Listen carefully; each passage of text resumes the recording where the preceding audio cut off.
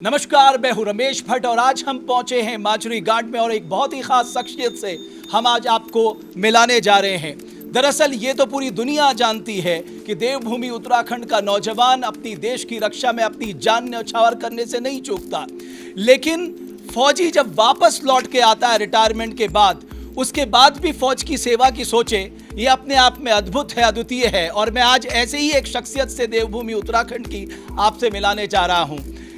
9 para special forces से जो retired हुए हैं विनोद कुमार जी, बहुत बहुत स्वागत है विनोद जी आपका। और मुझे बड़ा अच्छा लगा आपके बारे में जान के कि हमारे देवभूमि उत्तराखंड का एक जो जवान रिटायर्ड होने के बाद वो आज सैनिकों की चिंता करते हैं। तो ये मन में ये विचार कहाँ से आया कि मुझे टेक्निकल इक्विपमेंट्स बनाने चाहिए?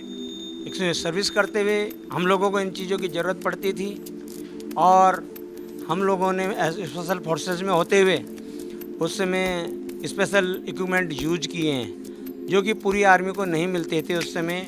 कुछ ही सिचुएशंस में और कुछ स्पेशल फोर्सेस जैसी यूनिट को स्पेशल ऑपरेशंस के लिए ही अलाउ होते हैं। तो उनके रिगार्डिंग हमें लगा कि हमारी ज़रूरतें, हमारे जवान की ज़रूरतें, कुछ और अच्छी चीज़ें चाहिए उनको, क्योंकि अगर इक्विपमेंट अच्छा होगा तो जवान कंफर्टेबल होगा, उसको ऑपरेशनल सिचुएशन में वॉक करना, चलना, मूव करना आसान होता है और थकान भी कम लगती है। तो ये चीज़ें सोच के हमने इसको आपके दिमाग में था क्योंकि आपने अच्छा एक बात बताइए, 2003 में आप रिटायर हुई, आइए मेरे साथ थोड़ा सा, मैं आपके इक्विपमेंट्स भी दिखाऊंगा।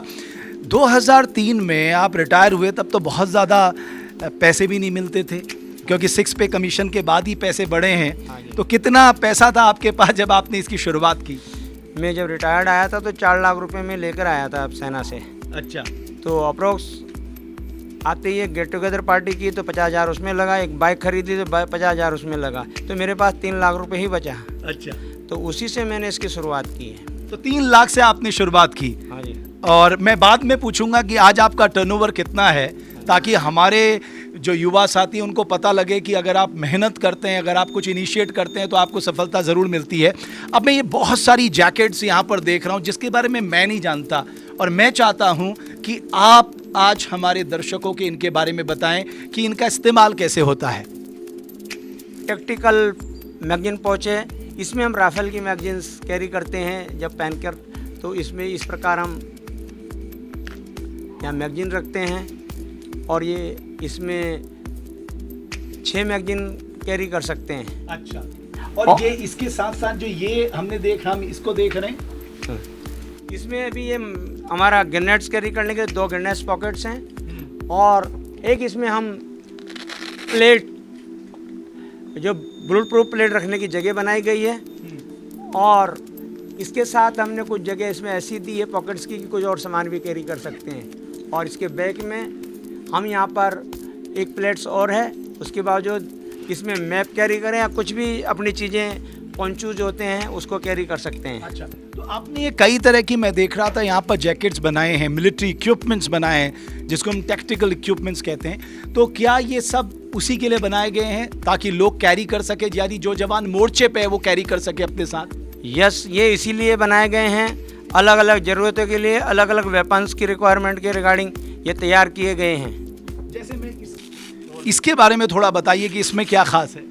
इसमें हमारा ये है कि इसमें भी मैगजीन्स का है, ये बुलेट प्रूफ रखने के लिए है, इधर ये पॉकेट्स प्लेट्स के लिए है, और इसके बाद ये प्लेट्स, ये पॉकेट्स है, इसमें कोई भी और चीज़ें, मैप है, पोंचोज हैं, वो कैरी कर सकते हैं। फिर इसमें भी राइफ़ल का मैगजीन्स कैरी करना है, और ये बल्कि इसको हमने 2 मैगजीन कैरी करने के लिए बनाया है।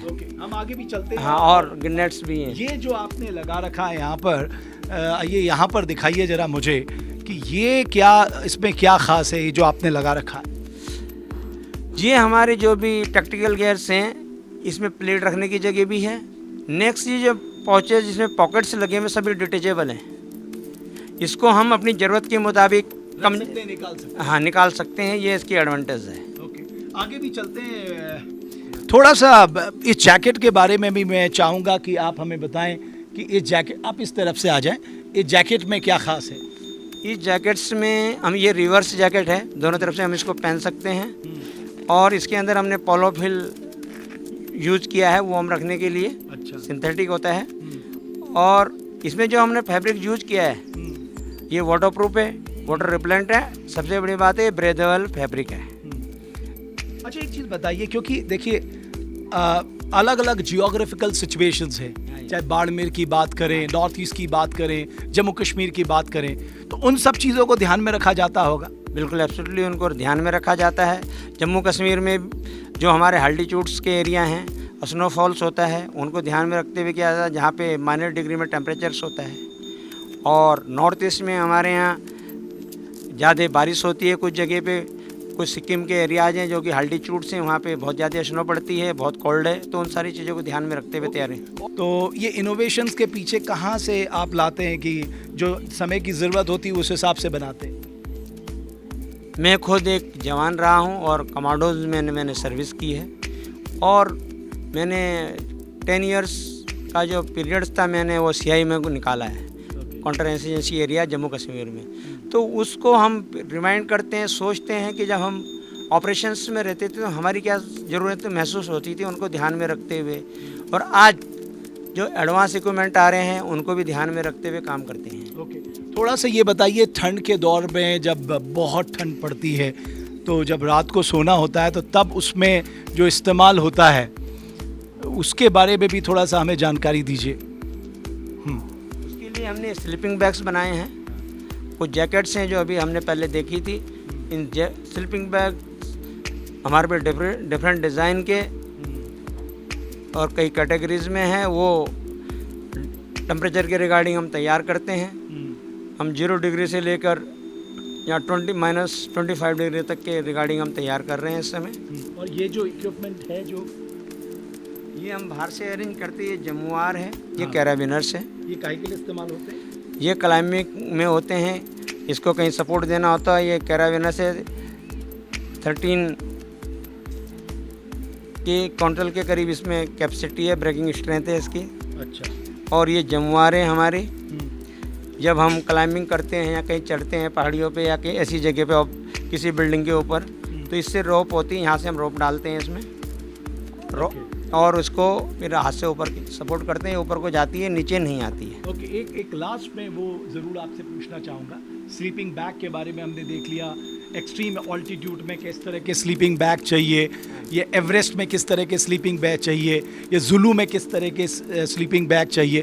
एक ये मैं आपसे जानना चाह रहा था खासकर इसके बारे में कि ये क्या है करके, थोड़ा सा सामने देखते हुए, इधर जा जी।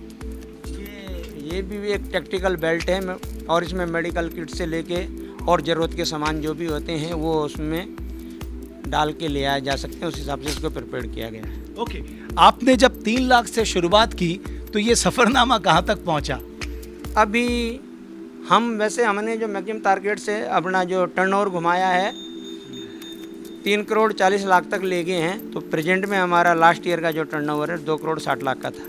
ओके, एक लास्ट सवाल मैं ज़रूर आपसे पूछूंगा, क्योंकि हम लोग जाने जाते हैं एक ऐसे स्टेट के तौर पे जहाँ पर लोग मजबूरी में माइग्रेट करते हैं। अब जब मजबूरी में माइग्रेट करते हैं तो आपको लगता है कि यहाँ रह के भी, देवभूमि उत्तराखंड में रह के भी हम बहुत कुछ कर सकते हैं, अलग अलग आइडियाज़ पे काम कर सकते हैं? बिल्कुल एब्सोल्युटली कर सकते हैं। बहुत सारी ऐसी चीज़ें हैं कि जो हम कर सकते हैं। पहाड़ों में हमारा इतना सुंदर वातावरण है, उसको पर्यटन के हिसाब से बहुत अच्छा डेवलप किया जा सकता है और बिना पर्यावरण को नुकसान पहुंचाए। उस तरह की थीम लानी होगी। बड़े उद्योग पहाड़ों में नहीं चढ़ सकते, तो उसके लिए कुछ इस तरह की इनोवेशन चाहिए, इस तरह का टैलेंट लेके जाया जाए कि जो दुनिया हमारे पास आए। जैसे कि मेडिकल कॉलेज हैं और मैनेजमेंट कॉलेज हैं, वो पहाड़ों में खुलने चाहिए। मेरा मानना ये ऐसा है कि जिसको ज़रूरत होगी, जब कॉलेज अच्छे होंगे पहाड़ों में, जो जैसे अच्छे एक लाइन में समझे तो पहाड़ आगे बढ़ना चाहिए। हाँ। कितने लोग काम करते हैं आखिर में आपके साथ? मेरे पास इस समय 70 लोग डायरेक्ट इनडायरेक्ट काम कर रहे हैं। हाँ, 70 लोग।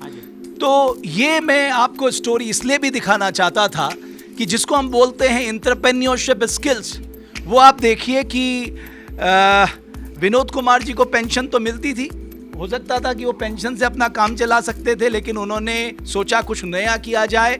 उन्होंने आर्मी की परिस्थितियों को, कठिनाइयों को समझा था और उसके बाद उन्होंने एक शुरुआत की। शुरुआत 3 लाख से की, लेकिन वो 3 करोड़ के टर्नओवर तक इसे लाए और सोचिए 70 लोग डायरेक्टली इनडायरेक्टली आज उनके साथ उनकी लाइवलीहुड उनसे इनसे चलती है। तो ये कहानी अपने आप में हमें इंस्पायर करती है कि एक फौजी जो रिटायर हुआ उसने एक पूरा जिसको कहते हैं आर्मी इक्विपमेंट्स का पूरा एक बिजनेस शुरू किया और आज अपनी एक पहचान बनाई है। कहने का तात्पर्य यह है हम देवभूमि उत्तराखंड में रहकर नए नए आइडियाज में काम कर एंटरप्रेन्योरशिप स्किल को लाकर कुछ कर सकते हैं, अपनी देवभूमि का नाम कर सकते हैं। बहुत बहुत धन्यवाद इस खास स्टोरी को देखने के लिए। अगर आप हमारी इस खबर को फेसबुक पे देख रहे हैं तो पेज को फॉलो करें और अगर यूट्यूब पे देख रहे हैं तो चैनल को सब्सक्राइब जरूर करें।